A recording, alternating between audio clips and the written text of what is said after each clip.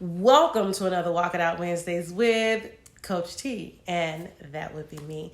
And this is where I try to give you guys some words to live by so that as we are walking out this journey called life, we can all get better at the walk, because that's the goal, right?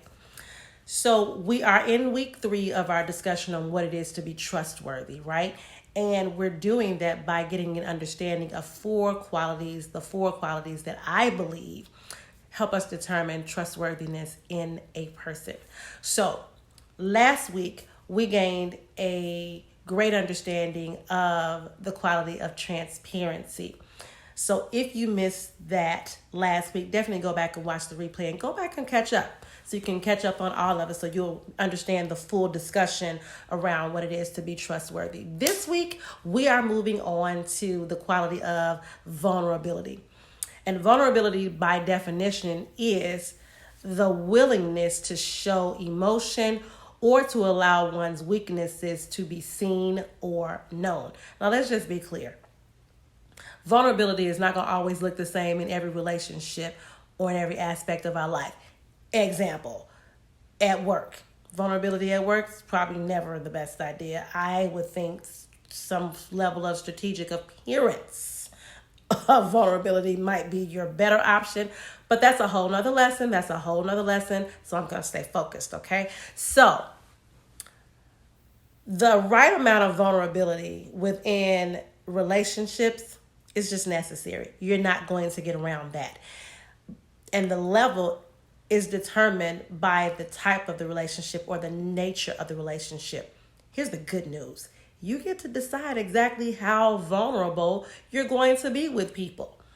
But you got to keep in mind that in relationships, romantic relationships, where you're looking for lifelong partnerships and committed relationships, the vulnerability level is going to be high, or it should be high, right? I mean, this is only the person that you're talking about partnering and forging a life with, and, giving yourself wholly to sharing your life. And that requires that you give yourself wholly, all of you, including the ugly parts, not just the pretty parts, right? In terms of friendships, you are not going to have the same level of depth in the connections with all of your friends groups, which means that the level of vulnerability in those different relationships are going to vary. It's not going to be the same. And that's perfectly okay.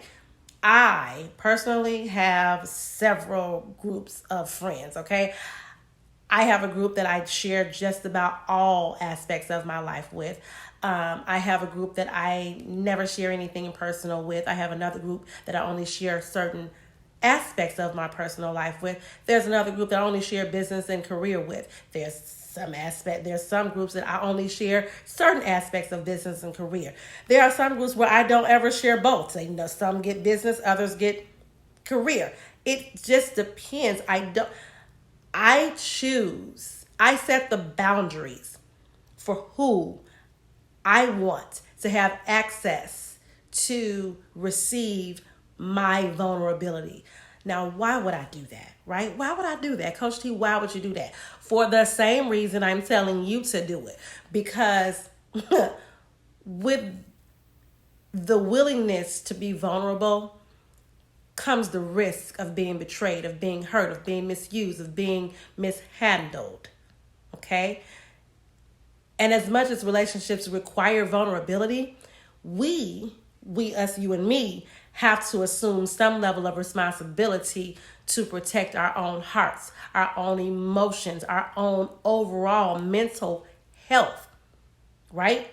At the end of the day, vulnerability relies on trust, and it requires a sincere yes to the following questions given the nature of the relationship. Can I trust you to keep my darkest secrets, right? Can I trust you to understand my deepest fears? Can I trust you not to take advantage of my emotions or my feelings? Can I show you all of my thoughts and allow you into the space where you can see the worst parts of me? Can I trust you to hear and understand and know all of my issues and it not change your love or your commitment or your desire for me?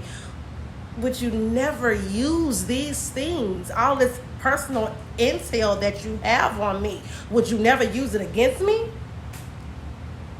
But instead, would you use it to lift me? Can I trust you to be patient and consistent with me, even when I'm not the easiest to deal with? Even when it's hard, can you still love me? Will you purpose not to be trying to break my heart? Do you really, really have good intentions toward me? Do you have my best interest at heart? Once you feel good about the answers to these type of questions, respectively given the type of relationship or the nature of the relationship, then and only then should you be engaging in mid to high levels of vulnerability within these relationships. Again, it's your it's our responsibility to gauge someone's trustworthiness. And these questions that I just mentioned is a really good initial way to vet people. It's also a great way to test your own trustworthiness, right? Because if you can't say yes to these questions, then you got your own internal work that you need to do, right?